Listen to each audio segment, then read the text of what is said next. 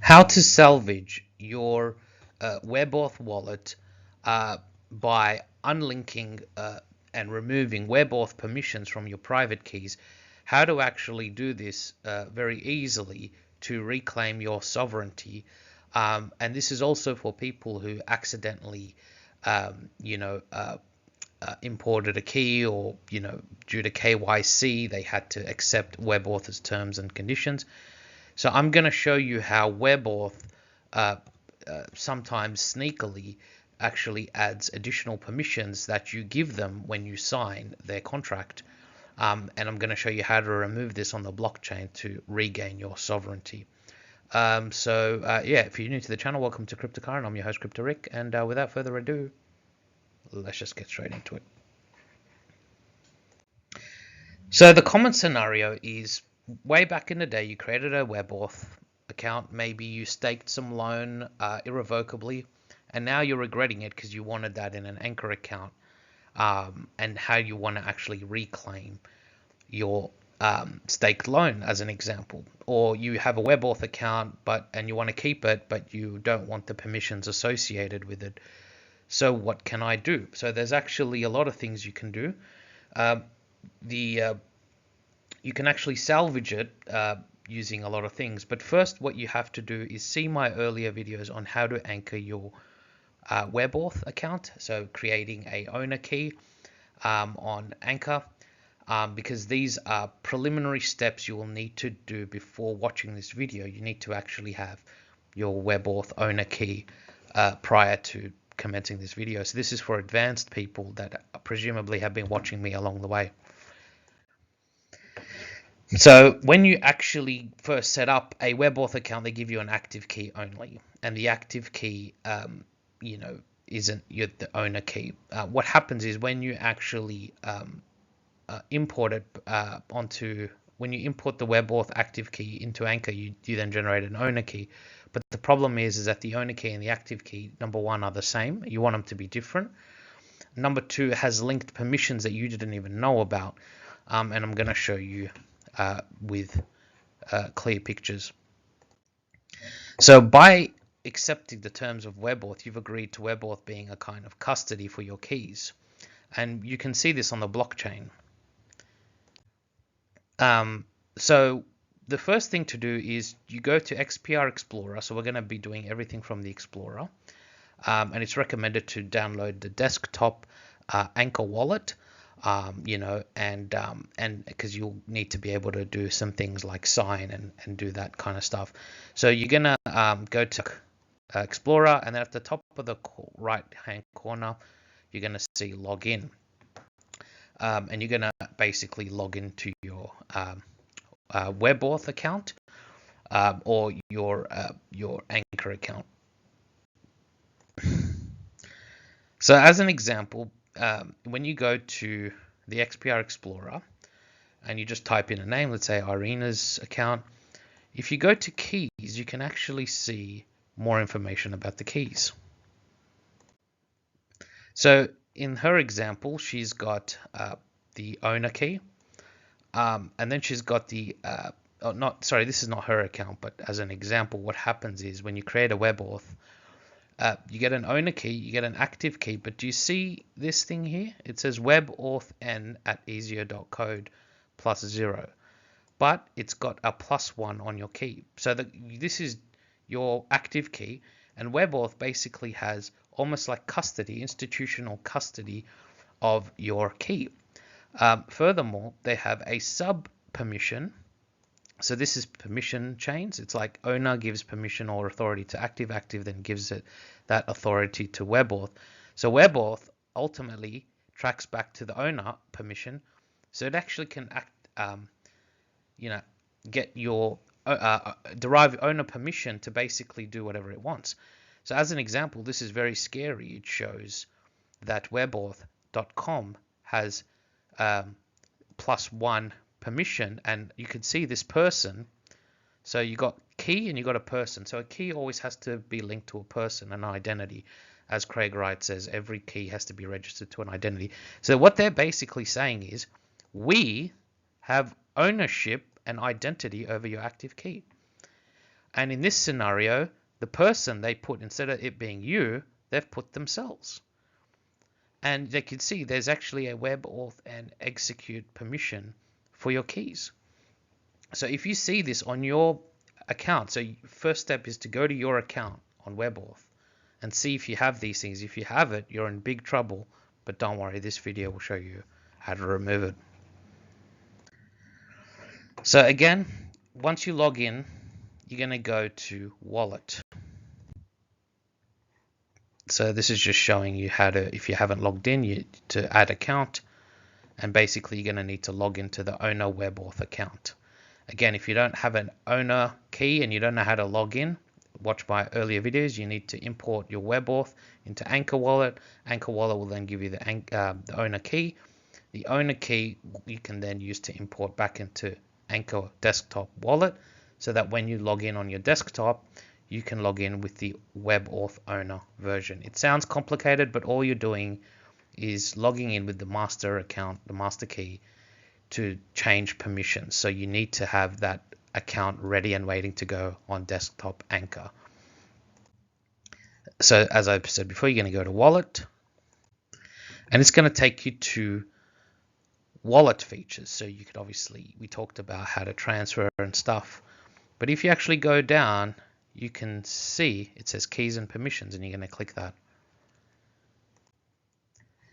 So this basically shows you could actually put in a new owner and a new active key. So basically this allows you to reset any of the tainted keys that you use to import into Webauth to get KYC and all of that. So if you've, this is also another option for people who've got an Anchor account that had to import their active key to Consumer to get the KYC, and now they want to get rid of that key and generate a new one. So this applies to people as well. Before you generate new keys, you want to link and unlink any authority first.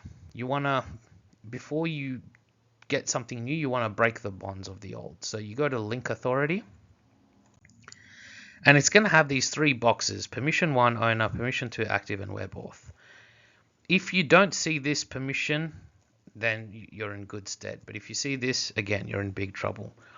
So this is in the advanced tab. I'm just showing you the different tabs, and then you can either add permissions or delete permissions. If you delete permissions, if you try deleting permissions straight away, it won't let you. It says you have to unlink the authority first. So ideally, if you didn't have that bond, you could just delete the permission directly. So this is the error that you get if you try and delete the Webauth authority directly from the advanced tab. It says cannot delete a linked authority. Unlink the authority first. This authority is linked to Webauth and execute. This furthermore proves my point. So you're going to actually go to link auth tab now, and then it's gonna, this three boxes are blank, right?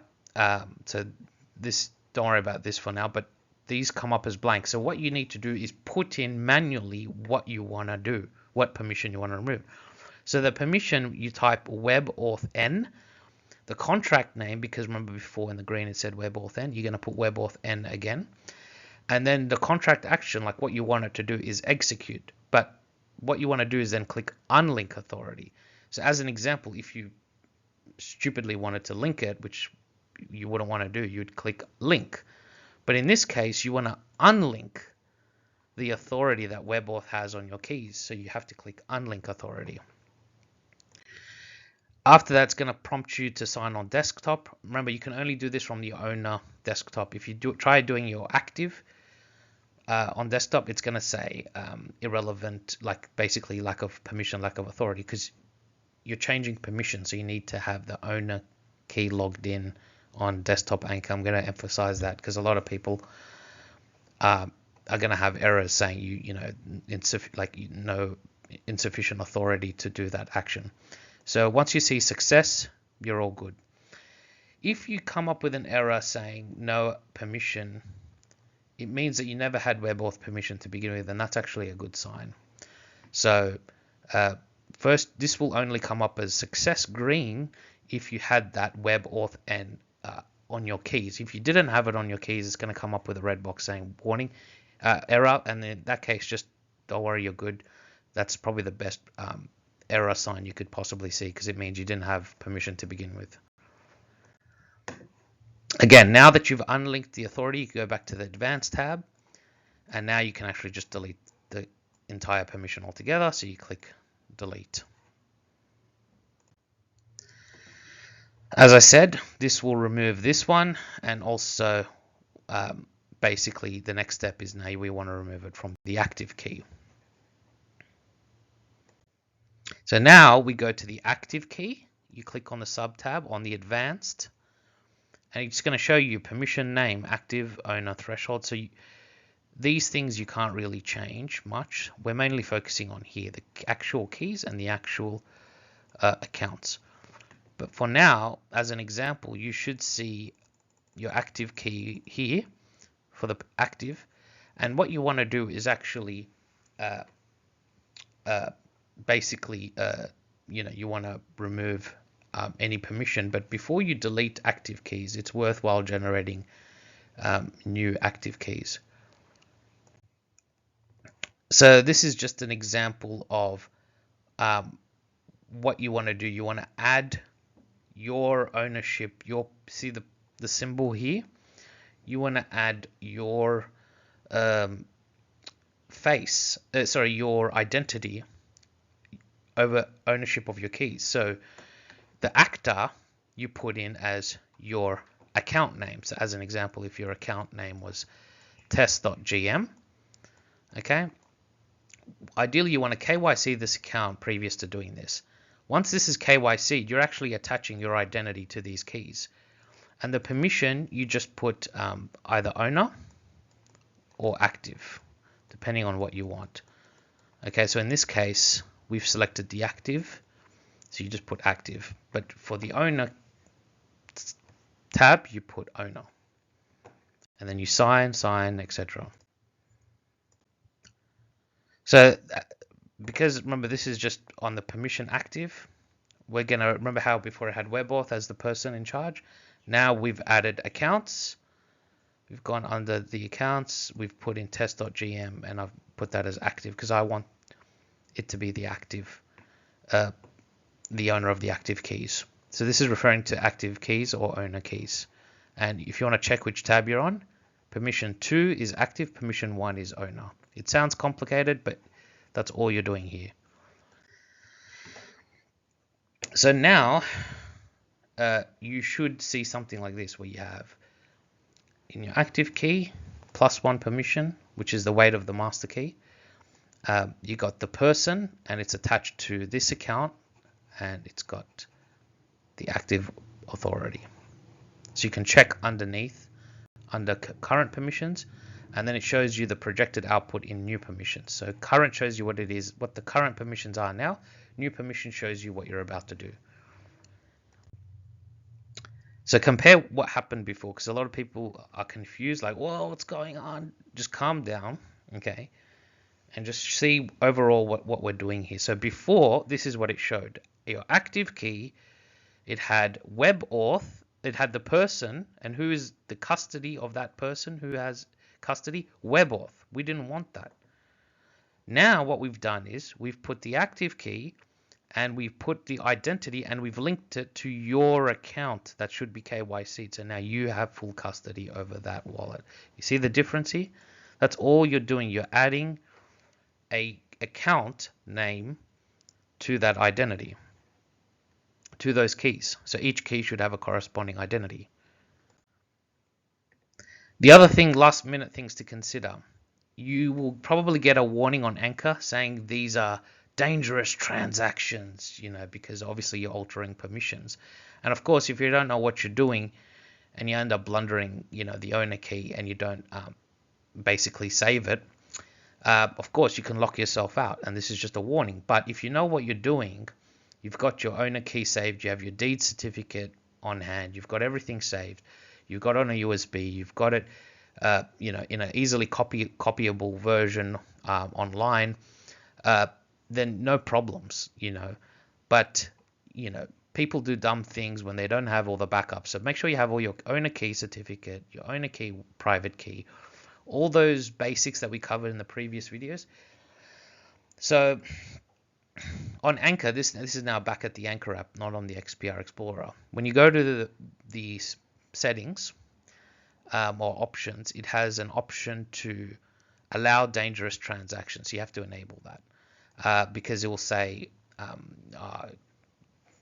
basically it's disabled, so you won't be able to adjust these permissions if you don't adjust them first in Anchor Wallet. Note, even if you've got a Webauth, you can still import it into Anchor. The other thing is you'll get a signing request for all of these saying, this is potentially dangerous, authority, because you're updating the authority to your keys. Just ignore it. It's a warning to show you that you know what you're doing, but it will come up every time and you just sign as normal. Okay. So look, a very dense video. I will be doing more videos to kind of reiterate and rehash the point. It's not meant to be like you understand everything. I'm just showing you that the features, the tools, how to access them, and it's up to you to really explore them, play around with them. It's no point watching this stuff in theory. You just go online, have a test account, an empty account, and test this with an account that holds no tokens. So that if you accidentally lock yourself out, you've learnt how to do it on an empty account. Once you've mastered this technique and you're proficient and you've signed and you've verified that you can do this as normal, then you can actually try it on a real account. Now, you can still sign with your owner key. Even if you were to delete your active key, you could still sign with your owner key. And you can also generate new keys to replace the active key on the Anchor app. In the manage key sections, you can actually, there's a key pair generator. You can generate new keys to replace the active key that you deleted. Again, I'll be covering this in another video. This is just meant to introduce the concept to get you basically playing around with a fake account, learning how to unlink permissions, deleting permissions, adding new identities, just doing the basic stuff, and then to get you ready in time. Okay, so thanks again for tuning in, and let's surf the Kali Yuga together, and have a good day.